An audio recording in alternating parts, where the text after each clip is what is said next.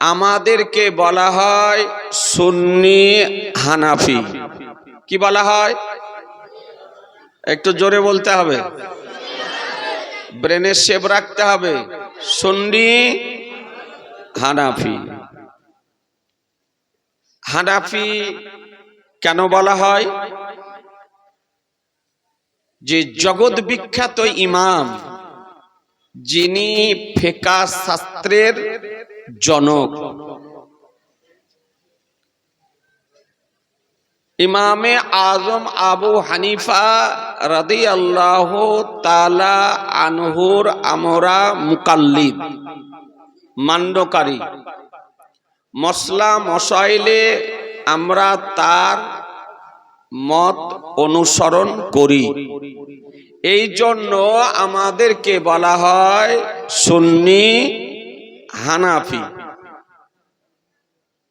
আমরা নিজেরা গর্বিত। কেউ যদি জিজ্ঞাসা করে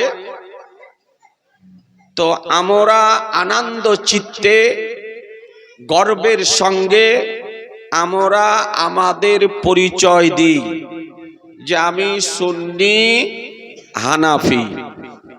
সুন্নি হানাফি। আজিজানে মোহতারাম, সারা পৃথিবীতে সমগ্র মুসলিম জাহানে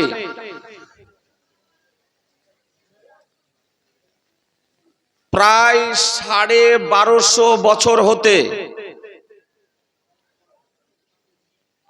এই মাযহাব মান্য কারিগণ চলে আসছেন।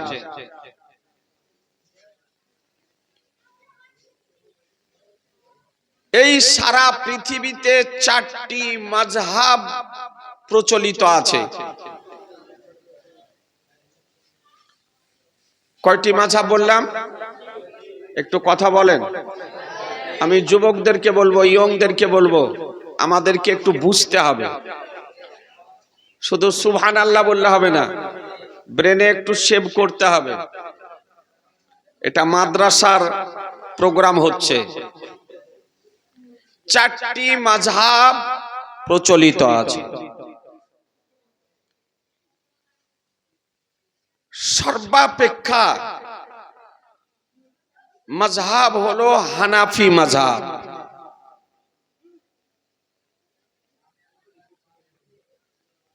হানাফি মাযহাব মান্যকারী পৃথিবীতে কমবেশ প্রায় 80% বেশি। কত বললাম? 80%-ও বেশি সারা পৃথিবীতে হানাফি মাযহাব মান্যকারীগণ। হানাফি, শাফি, মালিকি, হাম্বলি।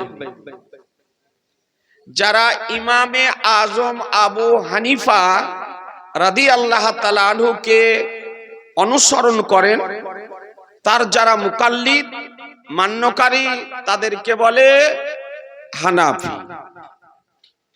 যারা ইমাম শাফি রাহমাতুল্লাহ আলাইহির অনুসারী মান্যকারী মুকাল্লিদ, তাদেরকে বলা হয় শাফি। যারা ইমাম মালিক রাহমাতুল্লাহ আলাইহির অনুসারী মান্যকারী মুকাল্লিদ, তাদের বলা হয় মালিকি। যারা আহমদ ইবনে হাম্বল রাহমাতুল্লাহ আলাইহির অনুসারী মান্যকারী মুকাল্লিদ, তাদেরকে বলা হয় হাম্বলি। এই 4 মাযহাব এর মধ্যে শ্রেষ্ঠ মাযহাব ইমামে আজম আবু হানিফা রাদিয়াল্লাহু তাআলা আনহু।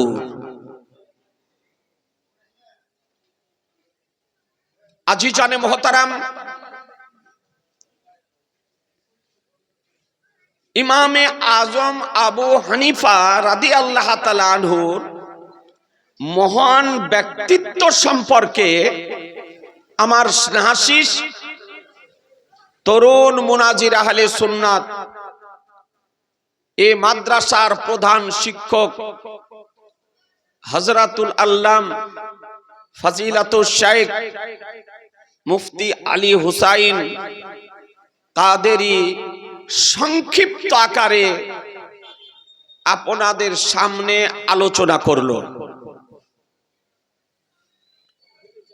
যে ইমামে আজম আবু হানিফা রাদিয়াল্লাহু তাআলা আনহু তিনি 80 হিজরিতে জন্মগ্রহণ করেন। কত হিজরিতে? 80 হিজরিতে জন্মগ্রহণ করেন। আমার মহানবী সাল্লাল্লাহু তাআলা আলাইহি ওয়াসাল্লামের ইন্তিকাল কয় হিজরিতে? 11 হিজরির শুরুতে। 10টি বছর নবী আমার হিজরত করে গিয়ে মদিনা শরীফে ছিলেন। এই হিজরি সন গণনা আরম্ভ করেন ইসলাম জগতের দ্বিতীয় খলিফা আমিরুল মুমিনিন হযরত উমারে ফারুক রাদিয়াল্লাহু তাআলা আনহু।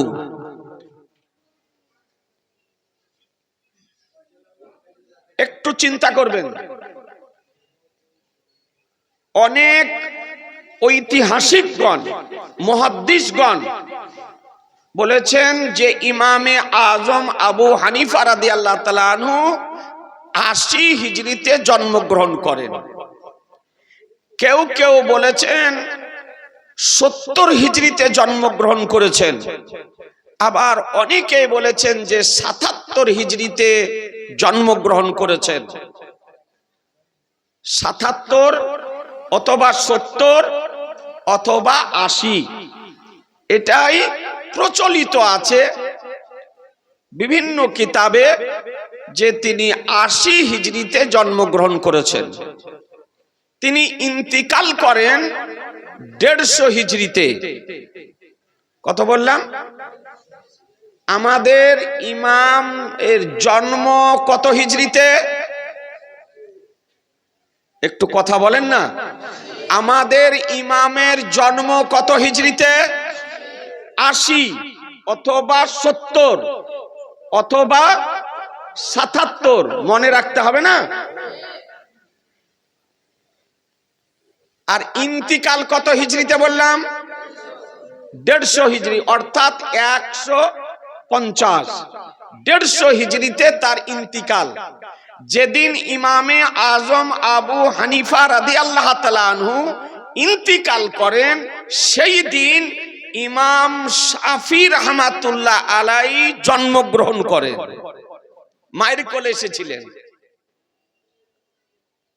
আজিজানে মুহতারাম,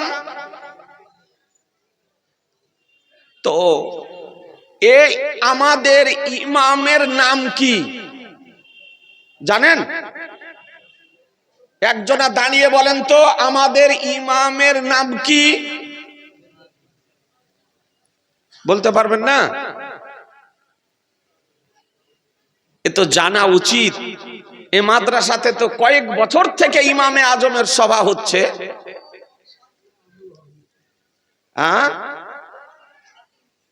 সাদিক সাবিত, তার নাম হলো নুমান। আমাদের ইমামের নাম কি? এ জোরে বলেন না, মুখস্থ করতে হবে তো। কিতাব পড়বেন না, বই পড়বেন না, তো জালসাতে শুনে মুখস্থ করবেন না। আমাদের ইমামের নাম কি? নুমান। কি বললাম? নুমান। পিতার নাম সাবিত। পিতার নাম সাবিত। সাবিত। কুনিয়াত হলো আবু হানিফা। কুনিয়াত হলো আবু হানিফা, আর উপাধি হলো ইমামে আজম। উপাধি কি? ইমামে আজম। কুনিয়াত কি? আবু হানিফা। এই আবু হানিফা নামেই তিনি সারা পৃথিবীতে পরিচিত, আবু হানিফা। কিন্তু আসল তার নাম কি বললাম?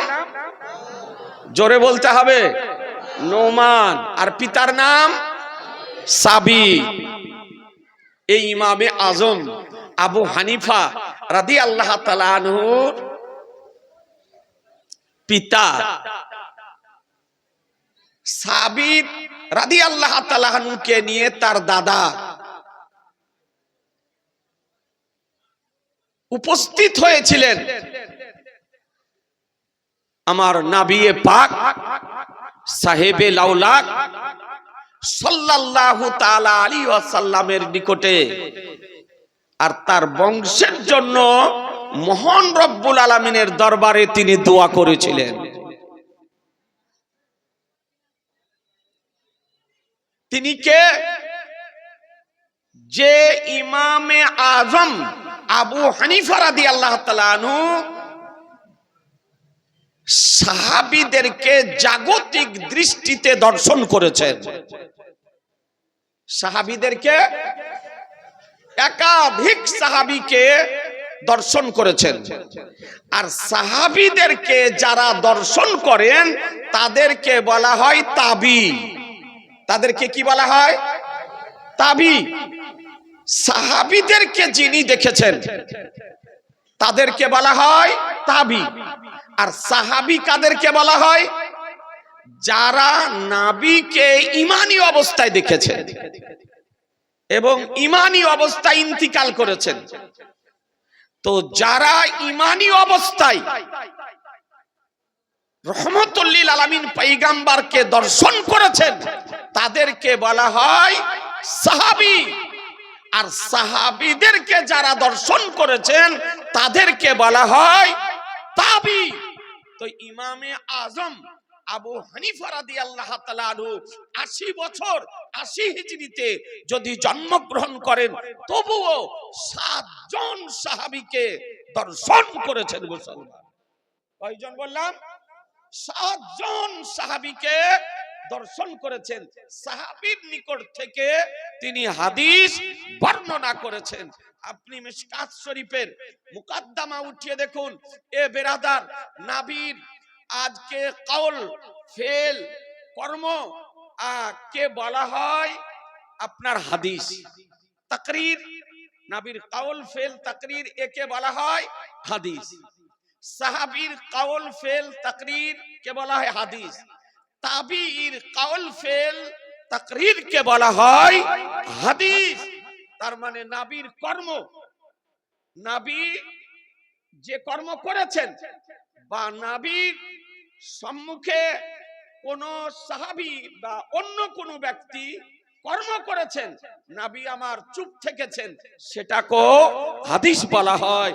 তো নবীর Kaul fail তাকরীর, সাহাবীর Kaul fail তাকরীর, তাবিঈর Kaul fail তাকরীর কেও হাদিস বলা হয়। যে ইমামে আজম আবু হানিফা রাদিয়াল্লাহু তাআলা আনহুর মাযহাবই হলো সহিহ হাদিস। মুসলমান, ইমামে আজমের মাযহাবই হলো সহিহ হাদিস।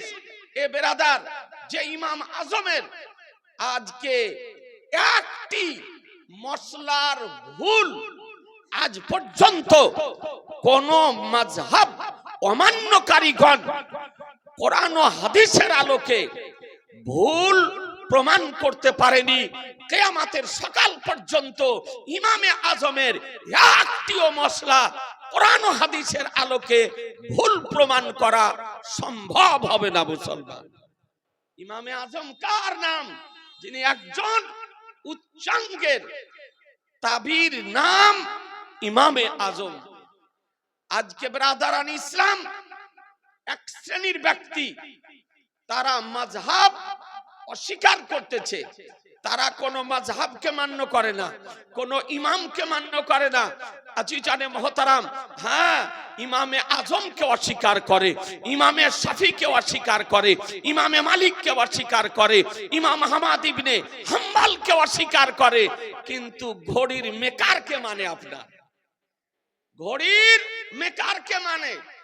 আজকে নাসিরউদ্দিন আলবানীর মতন ব্যক্তিকে তারা মান্য করে, আজকে শৌকানির মতন ব্যক্তিকে তারা মান্য করে, ইবনে তাইমিয়ার মতন ব্যক্তিকে তারা মান্য করে, আব্দুল ওয়াহাব নাজদির মতন ব্যক্তি, মুহাম্মদ ইবনে আব্দুল ওয়াহাব নাজদির মতন ব্যক্তিকে তারা মান্য করে, শাইখকে মান্য করে, কিন্তু মুসলমান ইমামে আজমকে মান্য করে না। নারে তাকবীর, নারায়ে রিসালাত, মুফতি জুবায়ের হোসেন রাজভী সাহেব কিবলা। আজকে তারা ইমামকে অমান্য করে এবং ইজমা এবং কিয়াসকে সরাসরি ভাবে তারা অস্বীকার করে। মুসলমান শরিয়াতের বিধান হলো যে কোন ব্যক্তি যদি ইজমা এবং কিয়াসকে মুতলাক ভাবে অস্বীকার যদি করে, তবে সে ব্যক্তি আপনার কাফির হবে, তার ঈমান নষ্ট হয়ে যাবে। মুসলমান যদি হয় কোরআনকে মানতে হবে, মুসলমান যদি হয় হাদিসকে মানতে হবে, মুসলমান যদি হয় ইজমাকে মানতে হবে, মুসলমান যদি হয় কিয়াসকে মানতে হবে। বেরাদার, মূল দলিল কোরআন ও হাদিস। ইমামে আজম আমরা ইমাম মান্য করি, কোন বিষয়ে ইমাম মান্য করি? এ বেরাদারান ইসলাম, যেগুলি প্রকাশ্য কোরআন হাদিসে আকাইদের বিষয়ে আপনার কোন ইমাম মান্য করা আপনার হয় না। যে আমরা আকীদার বিষয়ে ইমামে আজমকে মানি বা অমুককে মানি, আমরা আকাইদের বিষয়ে আপনার ইমামকে মান্য করে না। হযরত আবুল হাসান আশআরী রাহমাতুল্লাহ আলাইহি এবং আপনার মাতুরিদি রাহমাতুল্লাহ আলাইহির যে আকাইদ, এই আকীদা দুইজনের আকীদার ইমাম, তাদের আকীদা সারা পৃথিবীতে প্রচলিত আছে। যেগুলি কোরআন এবং হাদিসে প্রকাশ্যভাবে বর্ণিত হয়েছে, তাতেও কোনো ইমাম মান্য করা হয় না। যে মাসাইলগুলি কোরআন হাদিসে প্রকাশ্যভাবে বর্ণিত হয়নি, কোরআন হাদিসের সূত্র ধরে আইম্মাগণ গবেষণা করে, ইজতিহাদ করে, ইস্তেমবাত করে বের করেছেন, সেই মাসাইলগুলি নিয়ে কেবলমাত্র ইমাম মান্য করা হয় মুসলমান। আর যেগুলি কোরআন হাদিসে প্রকাশ্য আলোচনা রয়েছে, তার বিধিবিধান রয়েছে, সেই বিষয়গুলি নিয়ে ইমাম মান্য করা হয় না। কোরআন হাদিসে সব কিছু আছে। বেরাদারান ইসলাম, আপনাদেরকে বলি যে একজন মাযহাব অমান্যকারীগণের পক্ষে আপনার বহু এইরকম মাসাইল আছে যে তারা মাযহাব না মান্য করলে তার ফয়সালা দিতে পারবে না। এই জন্য মাযহাব মান্য করার বিশেষ প্রয়োজন। বেরাদার, আজ আপনাদেরকে বলতে চাই যে আমার জগৎ বিখ্যাত ইমাম, ইমামে আজম আবু হানিফা রাদিয়াল্লাহু তাআলা আনহু যে মসলাগুলি বের করেছেন, কোরআন ও হাদিস এর উপরে গবেষণা করে বের করে প্রায় কমবেশ ৮৬,০০০ মসলা সারা পৃথিবীবাসীকে উপহার দিয়ে গিয়েছে। সারা পৃথিবীবাসীকে ৮৬,০০০ মসলা উপহার দিয়ে গিয়েছেন। কোরআন ও হাদিস জ্ঞান সমুদ্র, মহাজ্ঞান সমুদ্র। আজিজানে মুহতারাম, আপনাদেরকে বলি কোরআন শরীফেও সবকিছু আছে, হাদিস শরীফেও সবকিছু আছে, কিন্তু আমাদের মতন ব্যক্তির পক্ষে কোরআন ও হাদিস থেকে প্রতিটি বিষয়ের ফয়সালা দেওয়া সম্ভব নয়। জি, আমাদের পক্ষে ফয়সালা দেওয়া সম্ভব নয়।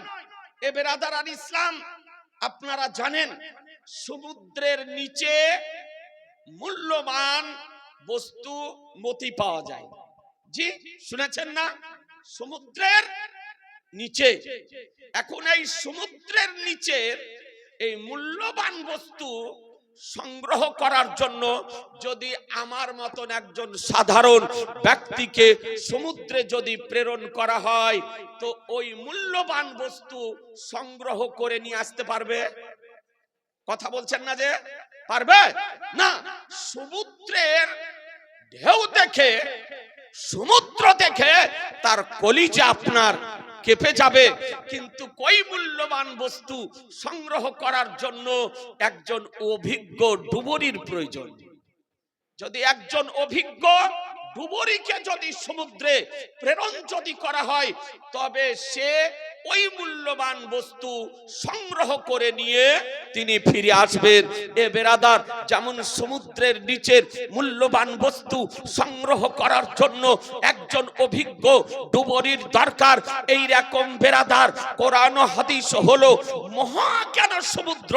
এই মহাজ্ঞান সমুদ্র থেকে আপনার মশলা মশাইল বের করার জন্য এই মহাজ্ঞান সমুদ্রের অভিজ্ঞ ডুবুরির প্রয়োজন। এ বেরাদার, আমার জগৎ বিখ্যাত ইমাম, ফিকহ শাস্ত্রের জনক, ইমামুল আইম্মা, কাশিফুল গুম্মা, সিরাজুল উম্মাহ হযরত নোমান বিন সাবিত রাদিয়াল্লাহু তাআলা আনহু এই মহাজ্ঞান সমুদ্রের অভিজ্ঞ ডুবুরি। আজকে ইমামে মালিক রাহমাতুল্লাহ আলাই মহাজ্ঞান সমুদ্রের অভিজ্ঞ ডুবুরি, ইমামে শাফি রাহমাতুল্লাহ আলাই এ মহাজ্ঞান সমুদ্রের অভিজ্ঞ ডুবুরি, ইমাম আহমদ ইবনে হাম্বল রাহমাতুল্লাহ আলাই এ মহাজ্ঞান সমুদ্রের অভিজ্ঞ ডুবুরি। তারা মশলা বের করে জগৎবাসীকে উপহার দিয়ে গিয়েছে। নারে তাকবীর, নারায়ে রিসালাত, মুফতি জুবায়ের হোসেন রেজভী সাহেব কিবলা। সুবহানাল্লাহ। আমার ইমামে আজম আবু হানিফা রাদিয়াল্লাহু তাআলা আনহু, যিনি পায়দল হেঁটে 55 বার হজ করেছিলেন মুসলমান। সুবহানাল্লাহ বলা যাবে না? কতবার বললাম? 55 বার পায়দল হেঁটে হজ করেছিলেন। আজ যে পেশাব করার ঢং জানে না, এই ব্যক্তি সেই মহান ব্যক্তির ব্যক্তিত্ব সম্পর্কে অশালীন মন্তব্য করতেছে মুসলমান। ভাবতে অবাক লাগে। ইমামে আজম কার নাম?